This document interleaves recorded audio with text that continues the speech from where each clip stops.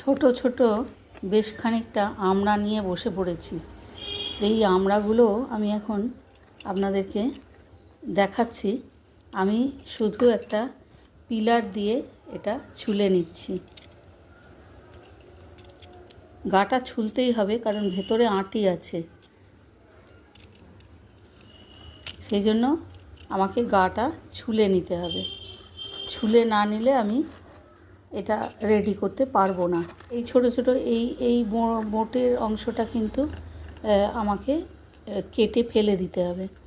এই ছোট ছোট আমড়াগুলো, এগুলো কিন্তু অনেকে ডালে দিয়েও খান, তো আমি সেটা করব না। এটা দিয়ে আমি একটা নতুন ধরনের একটা চাটনি বানাবো। তো আমি এগুলো আগে কেটে ফেলি, তারপর আপনাদের কাছে আসছি। এগুলোর গোড়াগুলো আর খোসাগুলো ছাড়ানো হয়ে গেছে। 1 টেবিল চামচ মতো তেল আমি এখানে দিলাম। এবার আমার যেটা করতে হবে সেটা হলো, এই তেলটাতে আমি একটা ফোড়ন দেব।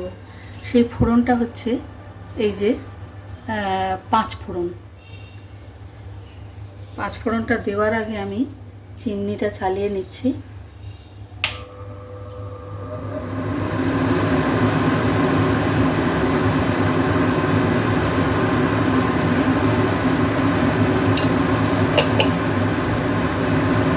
ফোড়ন আমার দেওয়া হয়ে গেল। এবার এটার মধ্যে আমি কিন্তু আমড়াগুলোকে সেদ্ধ করে জল ফেলা এগুলো কিন্তু কিছুই করিনি।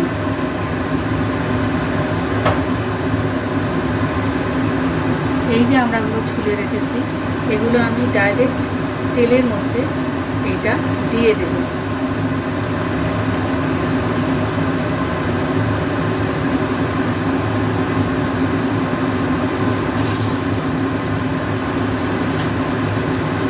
এগুলো যেহেতু খুব কচি আমড়া নয়, তাই জন্য এগুলোর ভেতরে অল্প হলেও আঁটি আছে, সেই জন্য আমি এটাকে টুকরো করে এটাকে করতে পারছি না।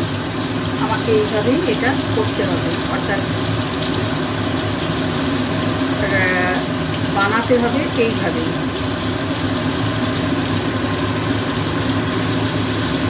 আমি সবটাই এর মধ্যে দিয়ে দিলাম।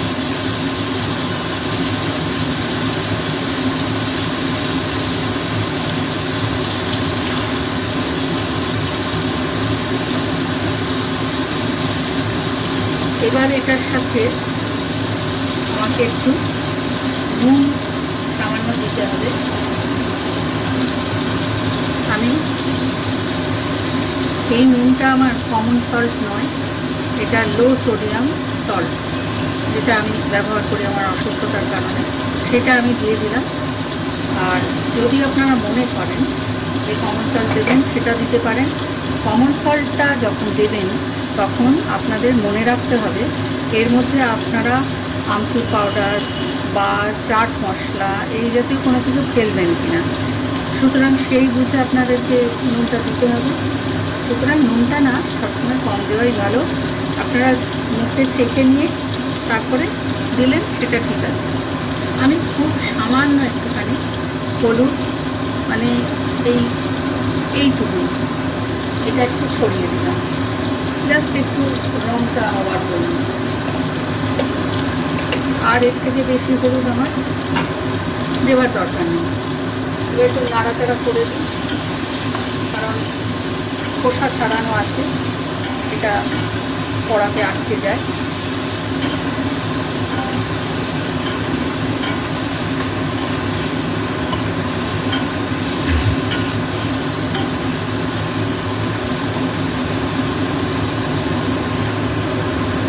চলুন, এবার এটাতে আমি জাস্ট জল ঢেলে দেবো, আর কিন্তু এতে কিছু আমি দেব না এখন এই মুহূর্তে।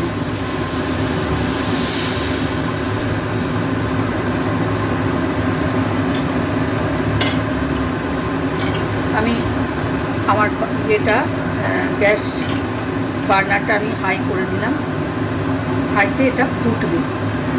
আচ্ছা, এবার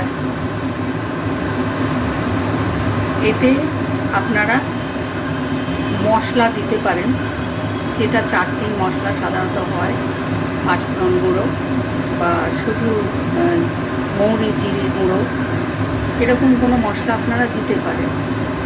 কিন্তু আমি যেটা করব সেটাতে আমি মশলা দেব না।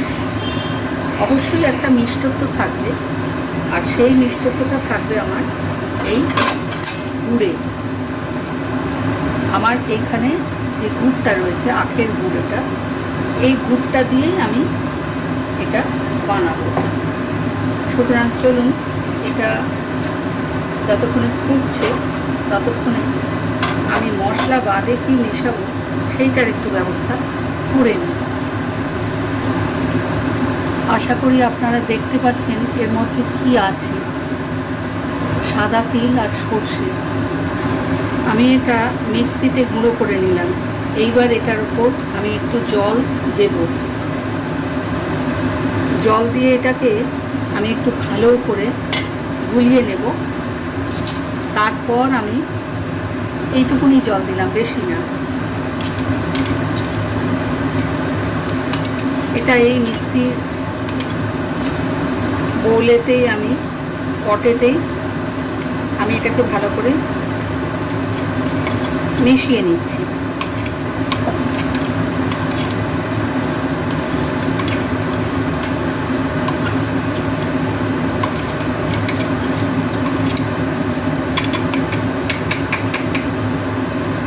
এই যে মিশিয়ে নিলাম আমি। এইবার আমি এটার ওপর ঢেলে দিলাম। এটাই হচ্ছে আমার এই বিশেষ বাটনা। এইটা দিয়ে যদি আমরা চাটনি করেন তাহলে করে খেয়ে দেখতে পারেন আপনারা সবাই। দেখবেন একটা অন্য স্বাদের, অন্য মাত্রার একটা চাটনি আপনারা খাবেন। একদম নতুন রকম স্বাদ লাগবে, যা সাধারণত আমরা চাটনিতে দিয়ে থাকি, করে থাকি চাটনি, ঠিক সেই রকমভাবে এই চাটনিটা হবে না। এবার যদি আপনারা মনে করেন এটা মিষ্টি খুব কম দেবেন, যারা টক খেতে পারেন বা পছন্দ করেন তারা মিষ্টি কম দিতেই পারেন। আর যদি আপনারা মনে করেন যে এটাকে গুড় দিয়ে করব বা কম মিষ্টি দেব, সেটাও আপনারা করতে পারেন। আমি কিন্তু এটাতে খুব বেশি মিষ্টি দিচ্ছি না। এই এতটা পরিমাণ গুড়, এটা কতটা হবে, 1 টেবিল চামচ, এইটুকুনি আমি দিলাম এতে। কারণ যেহেতু ওই বাটনাটা পড়েছে, তাই এটাকে বেশি মিষ্টি করলে সাধারণ চাটনির মতো তখন কিন্তু এটা ভালো লাগবে না, সেই জন্য এই ব্যবস্থা। এবার আপনারা গুড়টা অ্যাপ্লাই করে দেখে নিতে পারেন যেটা কতটা মিষ্টি হলো। কিন্তু বিশ্বাস করুন, এটা যদি বাড়িতে করে খান, এখনই বাজারে পাওয়া যাচ্ছে আমরা, আপনারা যদি এটা বাড়িতে এখনই করে খান তাহলে কিন্তু সত্যি একটা নতুন স্বাদের চাটনি আপনারা খেতে পারবেন। আমি এটা আরও কিছুক্ষণ ফোটাবো, ফুটিয়ে তারপর আমি দেখে নেব স্বাদটা। তারপরে মিষ্টত্বটা আমি এখনই একটু পরীক্ষা করে নিচ্ছি।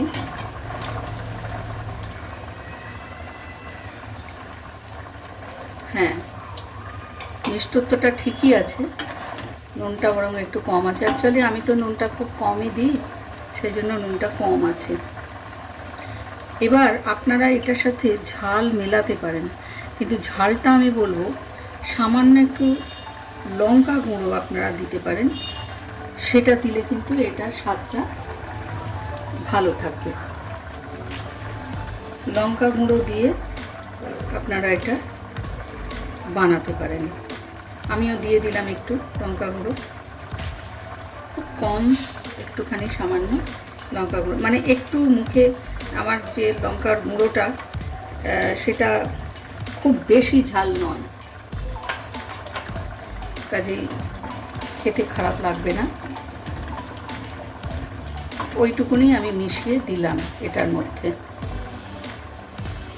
এই চাটনিটা আপনারা নোনতা যে কোনো কিছুর সাথেই কিন্তু খেতে পারবেন আলাদাভাবে। অর্থাৎ আমি বলতে চাইছি রুটি পরোটা এসবের সাথেও কিন্তু এটা খাওয়া যায়। এবার স্বাদটা খুব ভালো হয়েছে। তো এই হচ্ছে আমার টক আমড়ার টক ঝাল মিষ্টি চাটনি। আজকের অন্তত এই চাটনিটা আপনাদের কেমন লেগেছে সেটা কিন্তু না করে খেয়ে বলতে পারবেন না, কিন্তু যদি একবার এটা এইভাবে বানিয়ে নেন তাহলে আপনারা খেয়ে দেখে কমেন্ট করতে পারেন আমাকে যে কেমন লাগলো।